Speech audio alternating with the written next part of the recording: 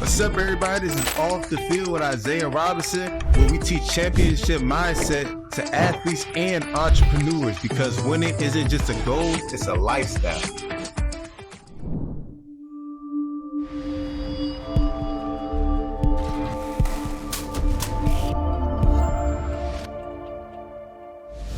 We got a special one for y'all today. DB Andreas Keaton at Temple. We're going to take a tour around the facilities and get to know who my guy is behind the scene. Let's get it.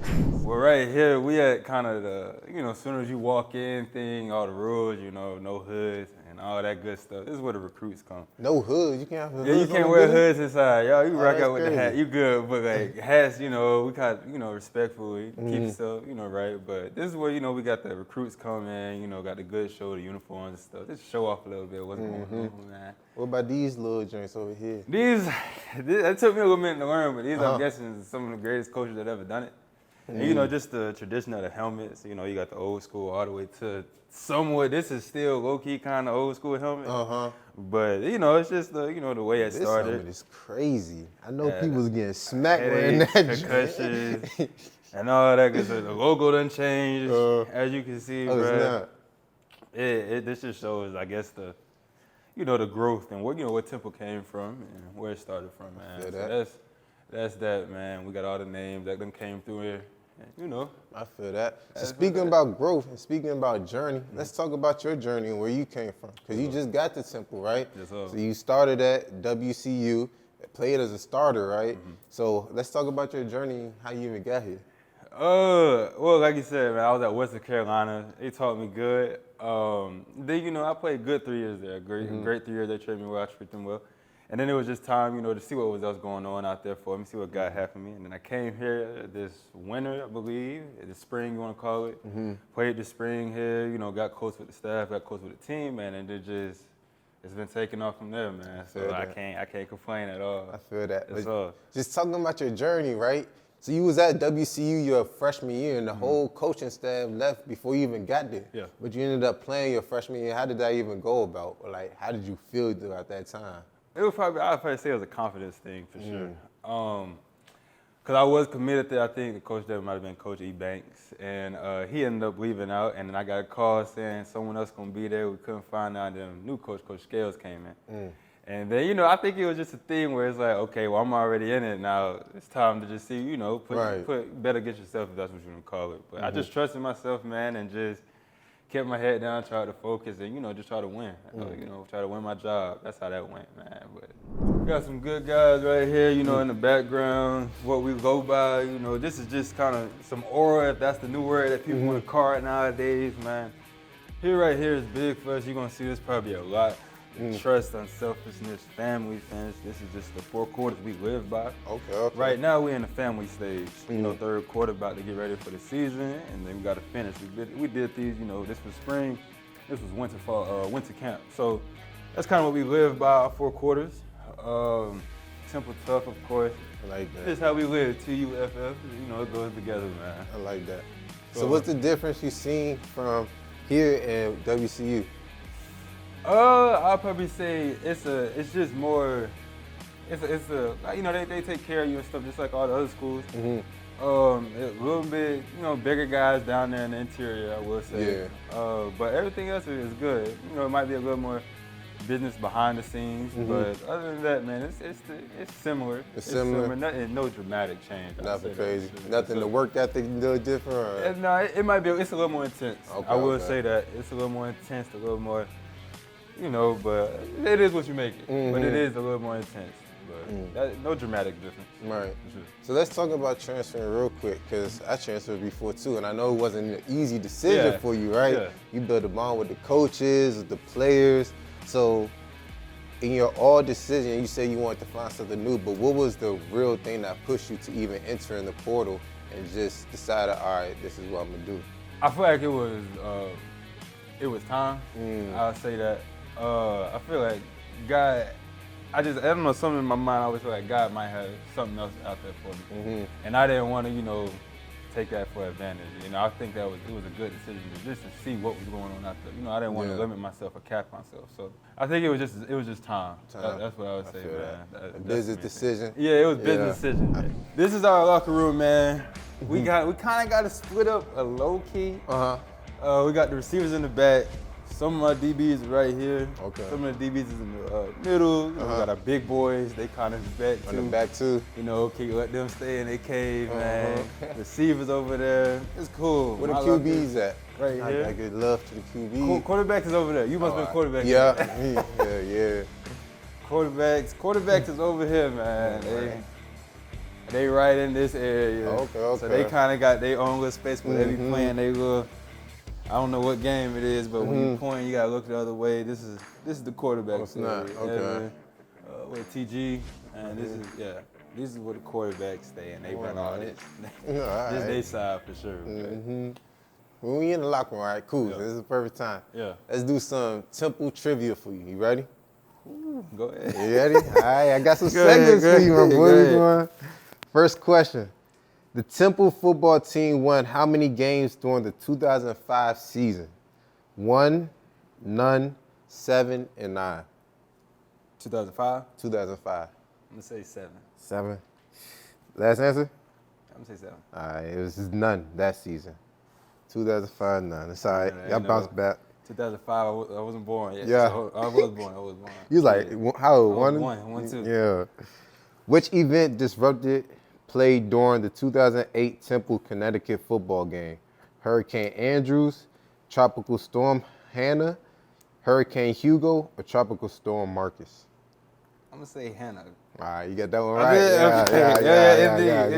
Indeed. Which Temple cornerback and wide receiver was the NCAA's few three-way players? Played all parts of the field. Kiari Griffin, Dan Klico, Trey Johnson, or Chance Lacey? You ever heard of those names? I'm gonna say Chance Lacey. Yeah, Chance. Because I feel like I see that name. And then I gotta pick one more? Nah, that was it. That was the only one. Yeah. I'm 2 for 3. Yeah, that's all right. How many times in their first 38 football games did Temple beat Penn State? The first 38. You got 6, 9, 3, or 7? I'm gonna say 6. 6 is 3. 3. Not too far though. In what season did Temple Owls football team lead the nation in defense? 2003, 2005, or 2007? I'm gonna go 3. 3? It was 2007. 7? You about to say 7? Yeah, it was 2007. Oh, Dre. It's all good, man. So you know who Jaquan Jarrett is? Yeah, speaking of this whole world, that's our chief. What's up, man? Nico right here, man. How you doing? Zay. What's up, T? What's up, Zay? Nice to meet you, too. But yeah, no, this right here, single digit wall. As you can see, it'll make sense as we get down all the way over there. But our single digit wall is a tradition, and this is, the quote, that you want to live by. Single digit. Single digit here means a lot. Basically when you're in the single digit, that means, you owl tough, you temple tough, you do everything right on the field and off the field, classes, you're making sure you're keeping the image right, you're not doing nothing that shouldn't be done, you know what I'm saying? It makes sense as, we start going down the line. So every person that has a single digit, it means something. It means something. Okay. And pretty sure most of them got drafted. Okay. If not all of them, but that's that. This is our treatment room. Like I said, you can't go in there. there. Go in there, but I don't know if y'all might be able to get you. Yeah, you might be able to get some shots. But this is our treatment room, and then this is all the single digits. This is from current this year or okay? No, not this year. Okay. This has been for maybe a minute. Okay. This is just everybody that just came through that, got that award. That's big time here. Isaiah Wright, that's the dude from. Was he on, not Last Chance U. It was the JUCO? JUCO, yeah. Is that the dude with JUCO? I can't even no private. I don't want that. All right. I can't even. This is our equipment room. Locked up right now. Too much gear in there. Too much stuff in there. But yeah, this is our single digit. Oh, man. A lot of props go to them. And some of these guys played on this team last year. I think this guy right here, Jordan McGee, I think he got drafted to the Redskins. Rocket Sin. My boy, he played for Buffalo. He played running back for Buffalo. He said he was the best DB he played against. Bro? Yeah, you heard of Jared Patterson? I actually had him on the show. He broke the record for 8 touchdowns in a game. Yeah? Nah, at Buffalo. He played at Buffalo. Yeah, competition Yeah, for nah, sure. it's definitely caught. It's going to be calm. Who's the best game? Well, what's the most exciting game you excited about this year? I'm really excited for all of them. All of them. I don't really got just one in my head specific. I ain't even really thought about it, but I can't give you just one. I'm pretty excited for all of them. I feel man. that. It's gonna be a good one, man. I'll talk about this on the way back, but right here, we're getting the Coach Chris Fenelon's little spot right here, man, which is our, Ooh, that weight room. our weight room. This is where the, all the energy and the, all that excitement gets going on, man. As you can see, they take care of us. Nutri, they got all of our milks and all of our snacks in there, man. So, but this is our weight room, or I should say Coach Chris's, house right here. And this is where we do our stuff, man. They got a lot going on in here. Good technology on the iPads. Oh, y'all got the iPads on the joint? Yeah, shout out, AB and Coach Bill do their thing, man, with the iPads. And I'm pretty sure you recognize a little bit of all of this. Yeah, catapult. The catapults, the band, the TRX Rose. That's gonna get you right. It's gonna do these hurdles, man. It's I got all in here though. Yeah, they do their thing. We know when we come in here, it's straight business. It's time to exert something. You know what I'm saying? So let's talk about that. Do you see a difference in the weight room workouts just from people energy from WCU from Temple? Like, do you see they're taking more seriously up here than WCU? Seriously, I would say just at West Carolina, it was taken very seriously too. Okay. Here it's taken seriously also. If you want to know like the difference, I'd probably say the difference, like I said, is the intense part though. I would say it's a little more intense, a little more working comfortably being exhausted. So you're gonna get exhausted sometimes. You gotta just push through that. Yeah, I'll say it's a little more intense. Might be a little more, excitement going on. Okay. That's the main thing, a little more intense, but. So I know I was doing some research. They say you're really big on health and nutrition, right? So what is how do you go about that, or like what made you get into it? Oh, I want to say maybe when I was younger, real young. Or I want to name, I don't know, Kenny Crowley played corner at the Saints. Him and Trev, they used to tell me your body's a template, or your body's a temple. You only got one of them. So if something goes wrong, it's not like you can go to the shop, and you only got one of them, so it's best to take care of it, the best way possible. So when it comes to stretching, all that good stuff, sometimes even eating right, mainly, you got to take pride in that, because you only get one of them, and you got to make sure your body, and by the way this game is played nowadays, you're going to hit the ground a good amount of times, and your body can only take so much. So you got to, fuel and pride your body in the best way. When do you think you started taking your body serious, right? Because some people develop a little bit. That's a mindset you got to develop, right? So when do you think you develop it? I'll probably say around the college time. I'll probably say around a little bit after my freshman year, maybe. As a freshman, you think you come in and it's just, you're still 17, 18, so you can play around and, fall, not stretch and do this, but as you're wild, your body will start, telling you that you need. So probably say, probably the past 3 years ago, man, and that's when I probably really locked in and said, okay, if I want to keep doing this, I'm going to have to put in some time. So did you always have a passion for football, or your league was always in the field, or was it?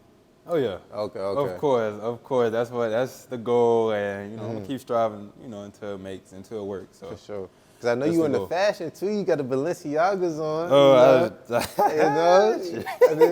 I did my research. Yeah, I'm definitely in the fashion, man. You got to. It's just cool to branch off into things, man. Sure. And I think fashion was a good, good way to keep your swag right. You got to keep, especially as a DB, you got to keep your swag right. I feel that. So what makes a good fit versus a bad fit? The way you put it together. I think it depends on who you are, too. Don't come out and do something you're not. I think you got to stay in your comfort zone, but also know when it's time to leave your comfort zone. Being able to put layers on, layer clothes, don't dress like the person next to you. You know, do your own thing, and regardless of how people take it, you know, just do your own thing. Dress how you want to dress. I think that the confidence. I feel that. Make you fit right. One more question on this subject, because I've been seeing a lot of things that I don't know right now. Okay, I don't know. Go ahead, Pop it. Just because it's designer doesn't mean it's a good fit. Nah. Okay.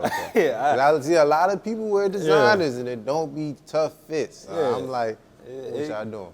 Yeah, I'm already know it. That was more like, you know, the high school, middle school vibe. You know, you wear a full designer fit and you don't know what you're doing with it. If you put some designer pieces together, then yeah, that's cool. But don't overdo it. We all know what it is. You don't gotta break your back to try to get designer. Yeah. You know how to do it, and you know how to do it. For sure. So, a little funny off topic. This is where our coaches work out. Oh, where?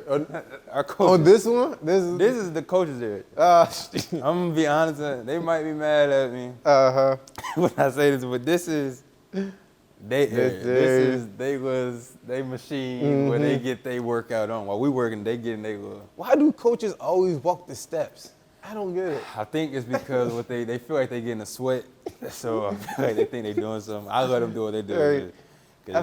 I know it's good energy, and don't get me wrong, all the old heads out here, but these are the old head machines. When you know you're not lifting no more weights and you only sticking to the steps and the treadmills, y'all know y'all reached old heads. This is where we get our groove on, man. This is where we get it going. I love it. Stuff. But I love it. yeah, that was probably the hardest section of winter workouts. Leg press. You know how the football work. You was there one time, you know. So let me ask you a question. We was talking about nutrition, right? Yeah. Chad Ochocinco versus science. What you think? Oh, I think it's dependent on who your body, like what your body is. So you think people could just be built like Chad? Some people are able to just cookies and cream milkshake and a burger for a game and still go out there and be a rock star. Is it gonna last you longevity? At some point, it's gonna catch up with you. Yeah. I didn't catch up with Chad, but I think it depends on your body, though. Like, you know, not everybody has that body. But I do think that science is it, though. Yeah. It's facts. It's right there in front of you. So do y'all usually, how do y'all training's weight room be? Y'all hit here first and then the field, or y'all do it different days? We go field and then weight room. Field and weight room. You know, it's quick. You know, boom, boom, get in, get out. You know, nothing long. Yeah. But we go field and weight room.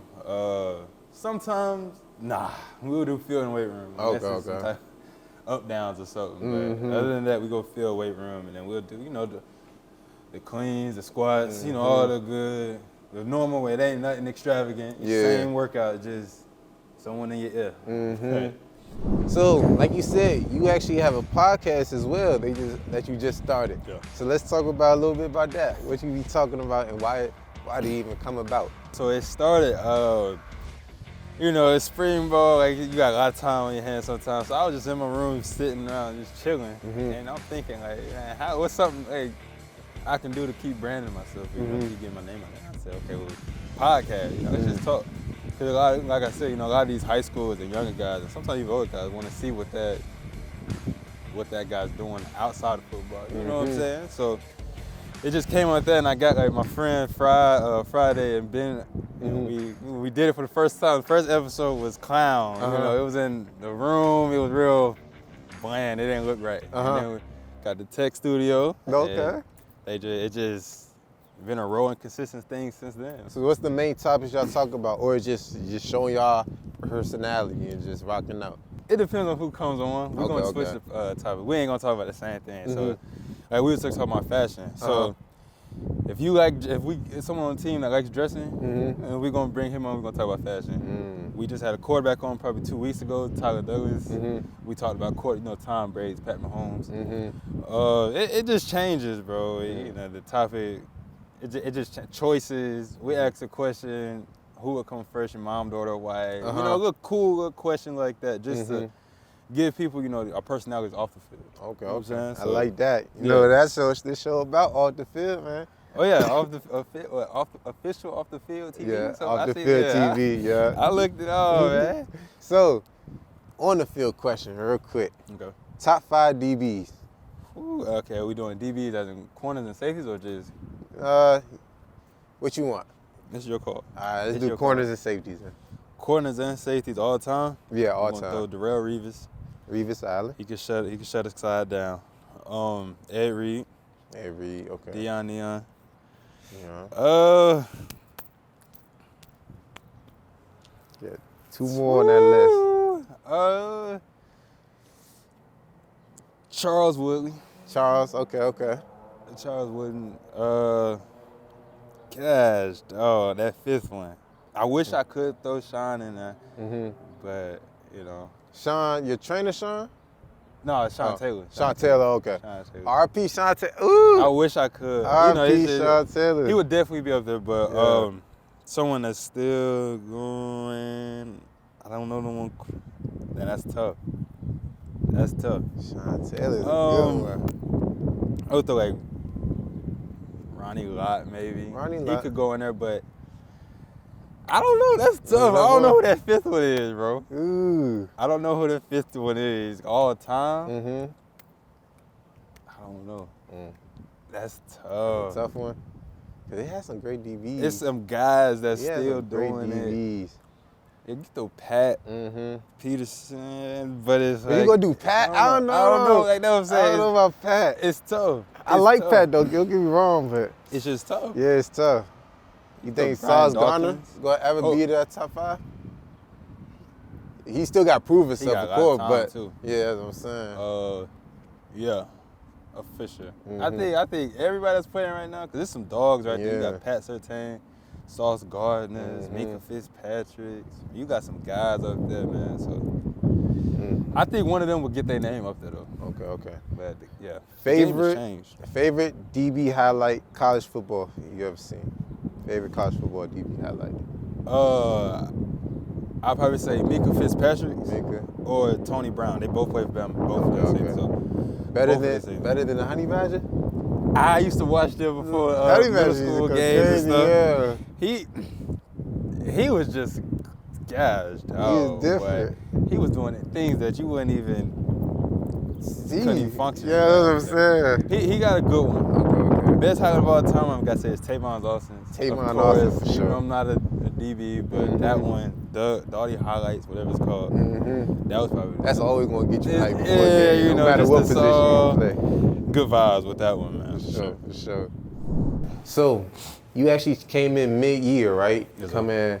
So do you think that was an advantage being the new face of spring ball, or you think it was a disadvantage because nobody knew you and you had to start from scratch? Depending on how you look at it, I'd say, me personally, as humble as possible, I'd say it was probably an advantage for me. Okay. Just because of my character, I feel like, I was able to bond with my teammates. And we get a jump on things. And, build relationships with the coaches so they can be able to trust me. I can trust them. It's a whole process nowadays. But and then spring ball, being able to get a jump on spring ball, and I think it was an advantage.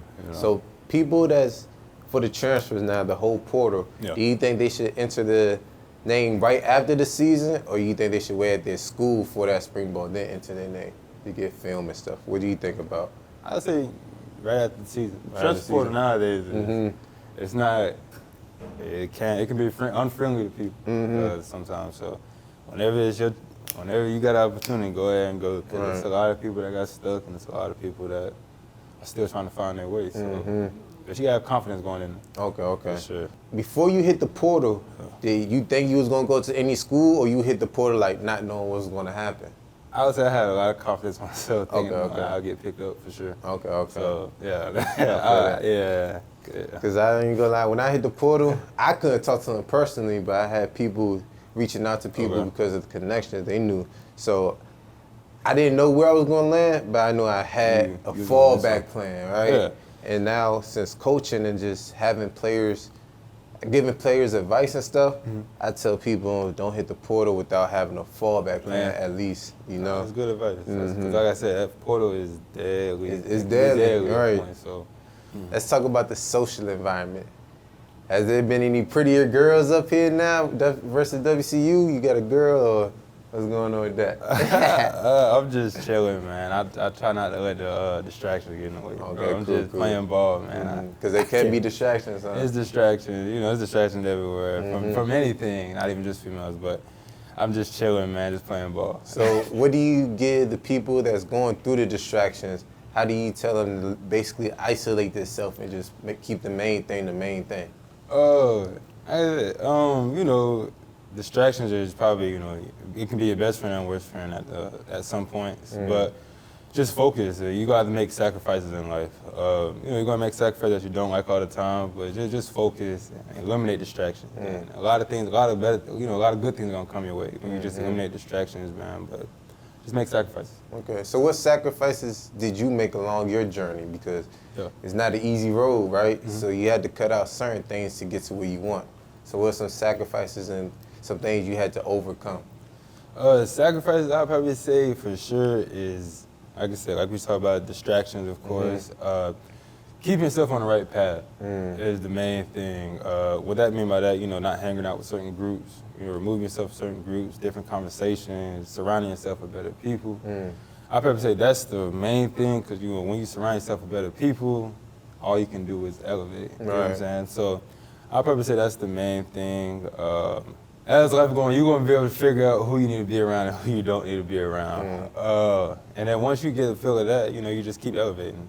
Make sure you got a good circle, a good team around you, and then you can just grow from there. Make sure you're hanging around the right crew. That's the main thing for sure. This is where how the defensive meeting room can get, hopefully the doors I up. like this: persistence, diversity, community. Our words right here.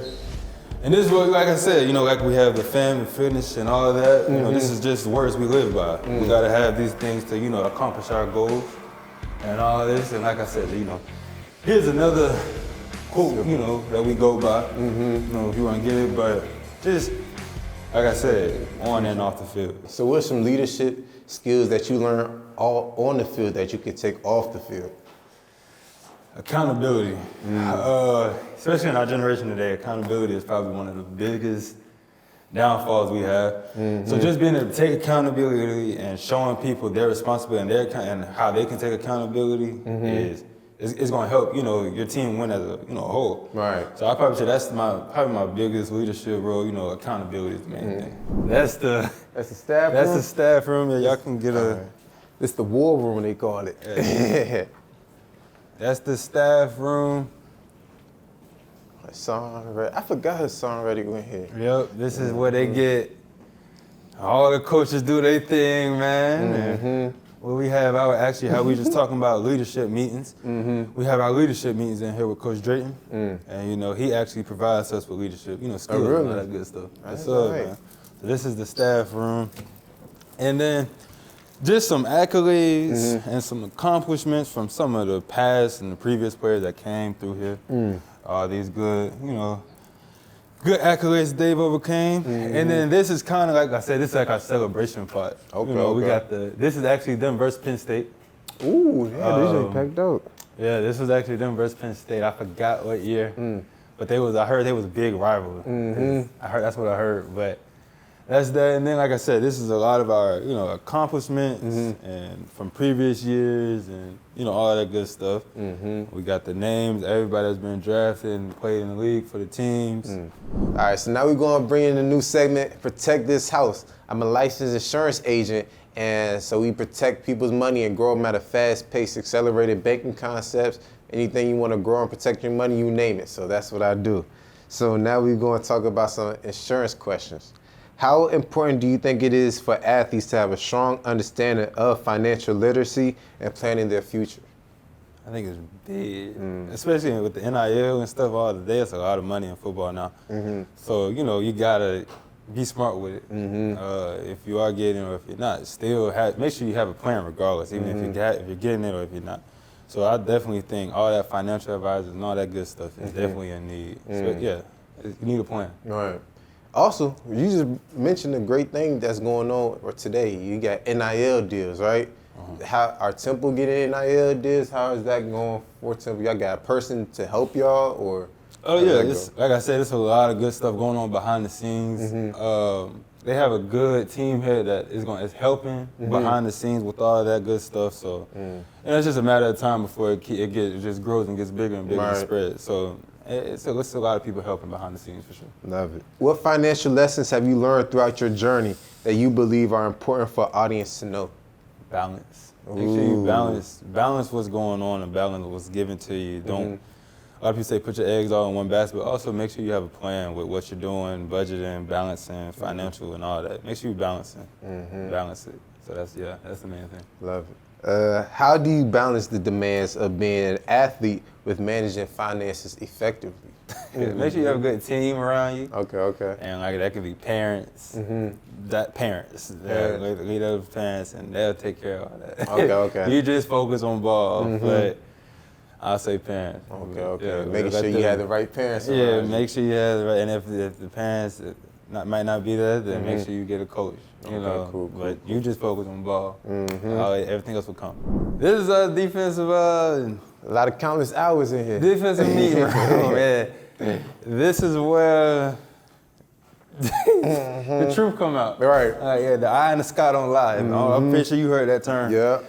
But this is where the eye in the sky don't lie. This is our defensive meeting room, man. So it can get gritty in here or it can get smiley in here. It's your choice, but this is our defensive meeting room. Okay.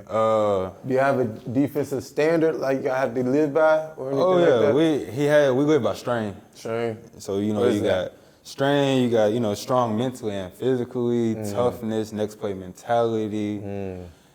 It's a whole, we go through it, before every quarter. And that basically is working till exhaustion. Main thing we had to emphasize in the winter was, during mat drills and all those good times, is being comfortable while being exhausted. Yeah. Which is tough, and you gotta have a tough mindset to be able to do that. Especially on defense. Right. Because you can get bombed on first play, and now they coming at you again. You better have the right mindset. If not, then it's game time. So like what I realized is too, because quarterbacks have to have that same mindset. Like you got to move on to the next play. The last play don't matter no more because you can't change it, right? So what I realized in the real world is some people don't have that next play mentality, and I feel like that's really a learned trait. So I just want people, the audience, to understand to develop that next play mentality, because even in the real world, it's always going to be something coming at you, right? Yeah. It's always going to be something until the day you pass. So I just want people to realize the next play mentality and realize that it's going to be okay, but you can't make a bad mistake worse. So sometimes you just got to leave things in the past so you can move on and have a better future. These are meeting rooms. Most of them, we'll get to them later on, but so where all the greatest go, got our GA assistant's office in there, Coach Ivy, Hopkins, and all them good guys. Okay. Right here, this is Dominic Bowman, which I don't know why his name right there, because that's not at all. It's not. He just be trying to mark his territory. But this is our special teams coordinator, coach right here, man. Tight ends. And obviously we can't go in because ain't no telling what's going on. Right. And but Coach Woods, our linebackers coach. This is kind of our, the whole, you gonna get everybody. Coach Knight, defensive ends coach. Coach Beck's office is somewhere down there too. I don't know where I can see it, but this is Don Fisher's special teams assistants. Okay. But that's that. Like I said, these are some of the bowls we've been a part of in our previous years. All type of good bowls. They was doing their thing. They was doing their thing around here. They've been doing that thing around here. Yeah, for sure. We'll go straight. It's like dining hall for y'all? Oh yeah, I was going. Oh, we can loop around. It don't matter. Okay, you can loop around. But right here is big. We got a lot about history. From, as you can tell, pretty sure, we wasn't born yet, but right, 1950. This is all, this is where you're gonna get a lot of your history. You want to come and learn something about Temple.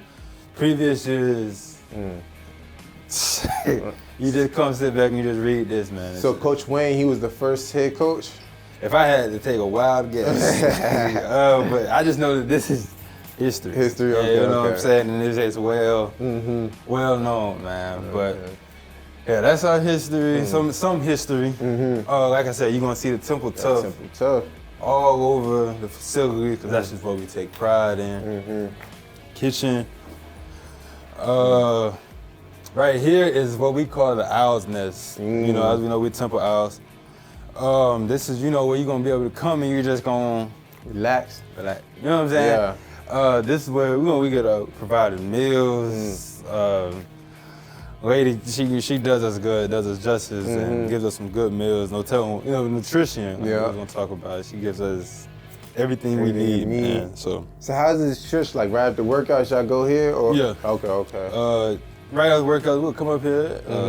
You know, we might get our shake. If you get a shake, you know, and then that's, you know, it would be. I wish you could see it after a real workout day. Yeah.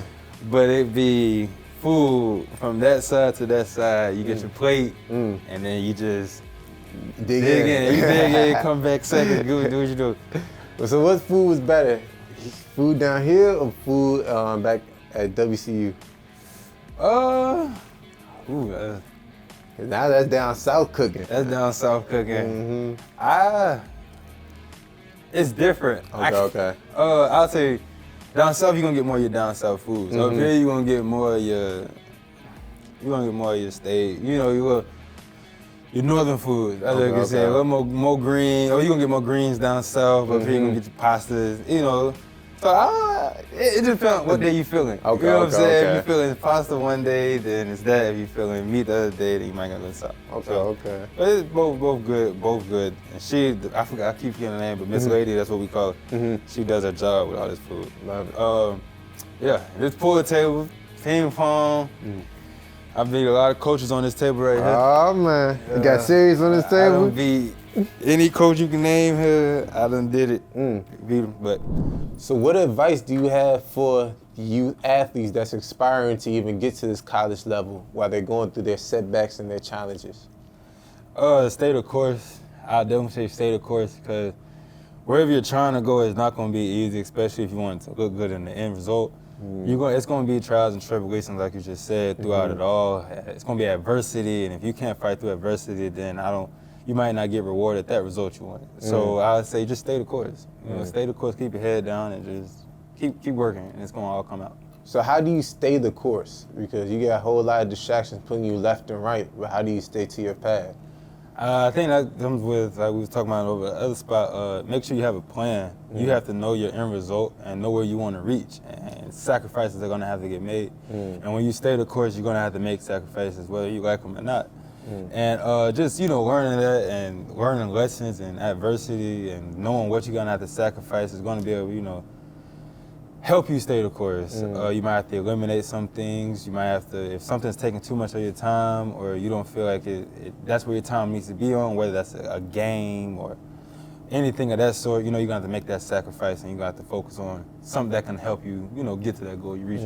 So what you're saying is basically, if it's not being productive to what your goal is, it got to go. It got to get removed. Because if not, God going to fill that spot with something that doesn't need to be there.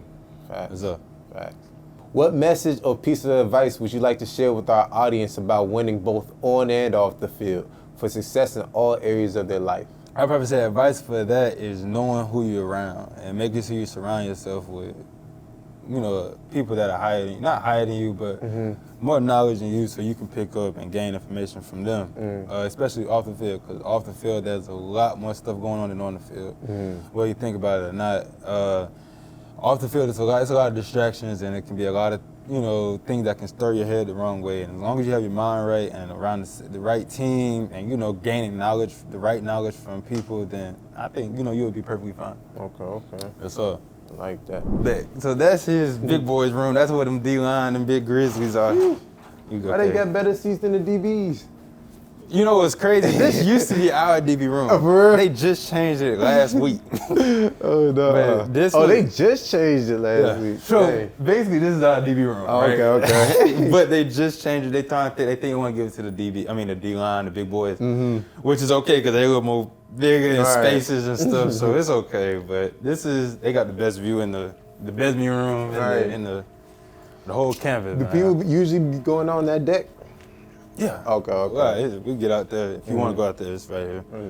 this is our team meeting room. Okay. So this is where you gonna have those, leadership and real sentimental conversations, our goals and what needs to happen. When we talk about our quarters and stuff, so this is our team meeting room. This is where we're gonna maybe eat breakfast.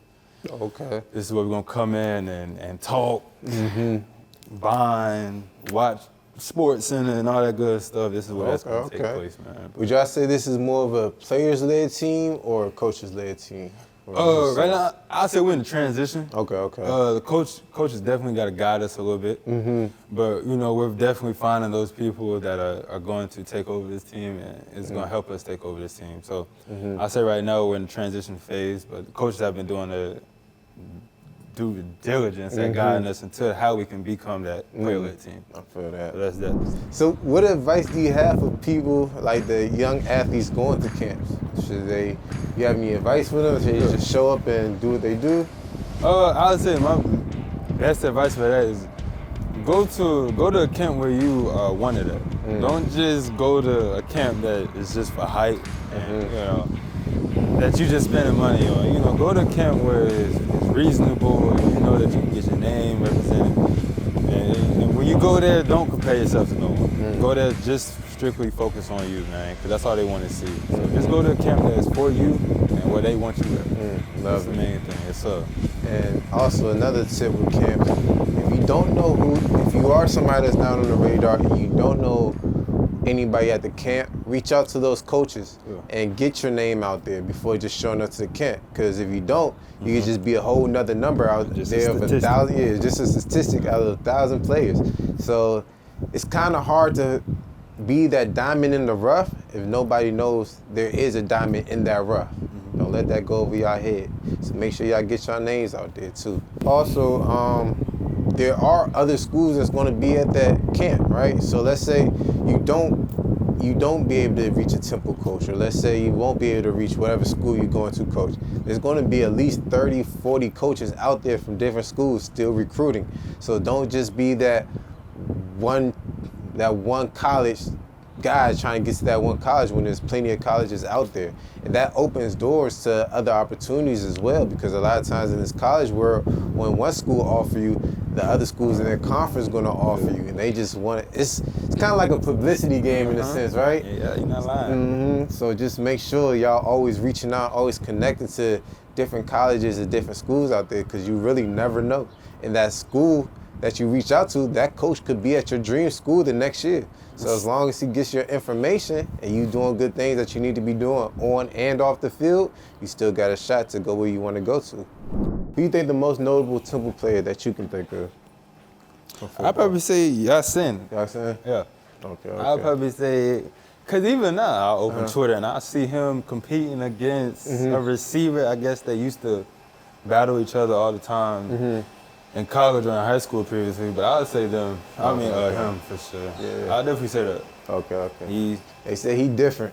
He do his job. He got the frame and all. He do his job. But so have you ever seen old Temple guys come back and try to give back to the players and stuff? Oh yeah. Okay. All the time. So how big is giving back to you, and how important is that for you? I think giving back is probably a lot of most important thing that goes on. This big time right here. Hey. This big time right here, man. How you doing? How you guys doing? Good to you. Isaiah Robinson. Important to give back. Nice to meet you. Yes, sir. How you doing? Hey, this is big time right here, in man. our community. I'm glad you said something, because we're gonna do something. Try to do something with this community. Oh, really? What HBC? I've been at Elizabeth City State. Okay. Head coach. I was head coach in Savannah. I was just at Savannah. Well, yes. Yeah, I played there with Coach Aaron Kelton. He was the new head coach. Oh, you played with Aaron? Yeah, I played with Aaron. Okay, Aaron is a good friend of mine, but I was before that. I was 213, 215. Oh, wow, okay. And then where did I go from there? Oh, I went to Elizabeth City State. Mm-hmm. Okay. Jackson State. Mm. And then, Benedict. Mm-hmm. Been all over the place. Oh, wow. And then I've been at the big schools too. So Mm-hmm. That's all right. great learning ground. Mm-hmm. That's how I became offensive coordinator, special teams coordinator, head coach. And then when I came to PWI.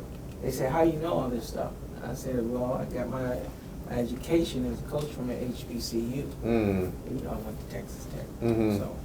So as a coaching staff, right, from being on the coaching side, what difference do you see from an HBCU versus a PWI?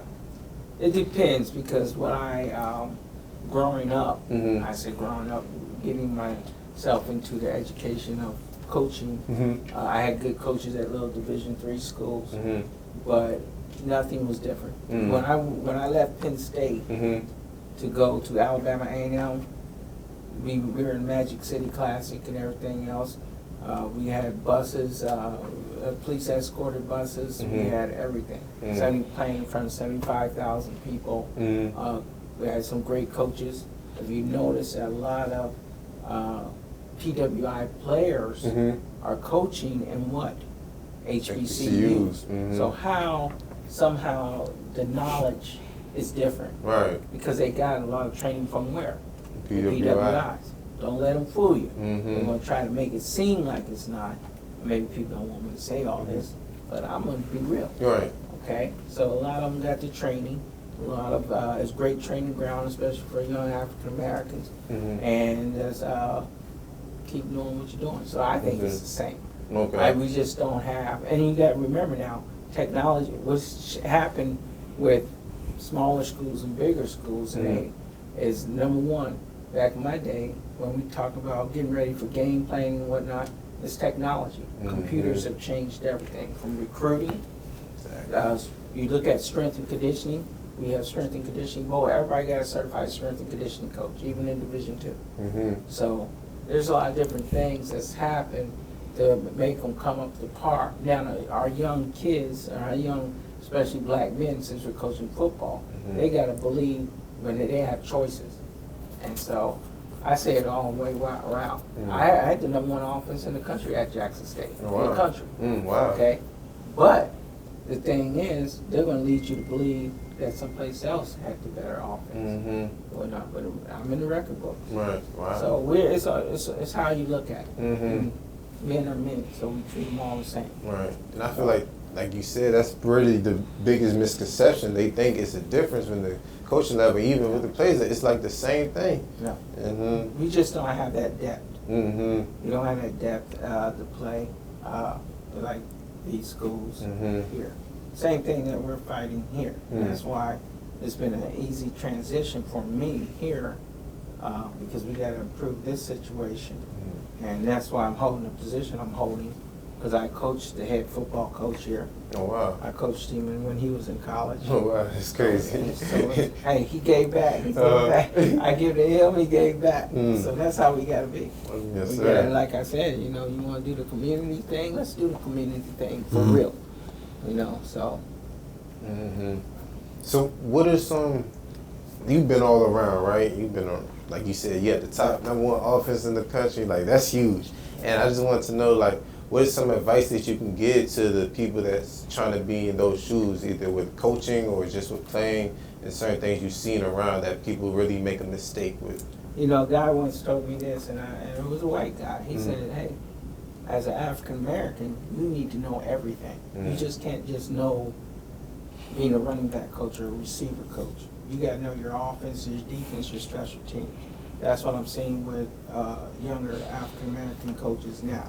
They got to learn that, and they also got to know the business of sport. I'm also a college professor, and you better know the business of sport. You got to take interest in not only what on the field, but you got to know what's going on around the stadium. So I had an opportunity to do fellowships with the Vikings coach, the Ravens, and you got to know that type of stuff. You got to know the business of sport. And if you don't know the business of sport, you're out of it, because they're going to will and deal you.